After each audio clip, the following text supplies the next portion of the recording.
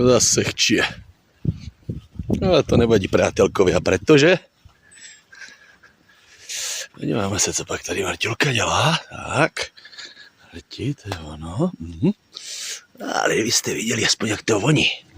Kurva, to bude žranicová. Ještě ty kosky tak na chuť. No jo.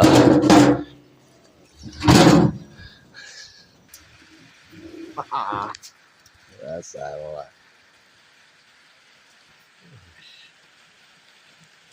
To jsou prcošci, vole. To je...